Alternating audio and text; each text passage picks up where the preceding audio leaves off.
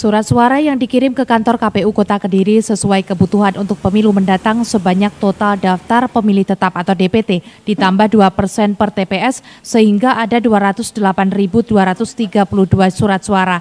Penambahan itu dilakukan untuk dijadikan cadangan terutama pada pemilih tambahan dan pemilih khusus. Saat ini masih proses pencetakan dan bulan Maret akan terdistribusi di KPU Kota Kediri. Komisioner KPU Kota Kediri Muhammad Wahyudi mengatakan guna mempermudah pembedaan dalam pemilu nanti ada penandanya. Untuk pemilihan presiden warna abu-abu, kuning DPR RI, biru DPRD Provinsi Jatim, merah DPD Provinsi Jatim, dan hijau DPRD Kota Kediri. Diakuinya semua kewenangan pencetakan mulai dari DPRD Kota, Provinsi, DPR RI, DPD, Pilpres menjadi kewenangan KPU Pusat. KPU yang juga penyelenggara tingkat kota sudah mengirimkan file sejak Desember kemarin untuk dilakukan pencetakan. Kita tidak punya kewenangan untuk proses pencetakan. Kita nunggu hasil kiriman dari KPU RI, sebab proses pengadaannya ada di KPU RI.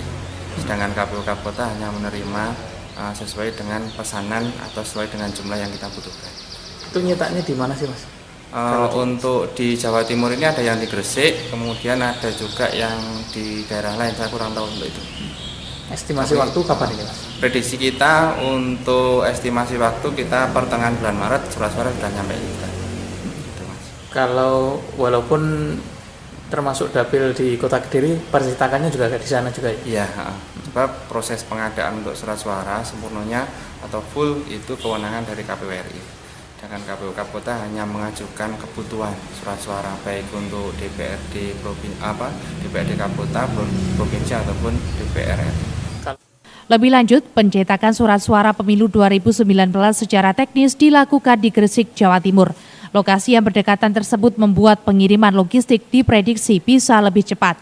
Sebelumnya, untuk kotak suara juga sudah tiba di KPU dan kini tersimpan rapi di gudang. Dari Biro Kediri, Jawa Timur, Tim Liputan, Madu TV, mewartakan.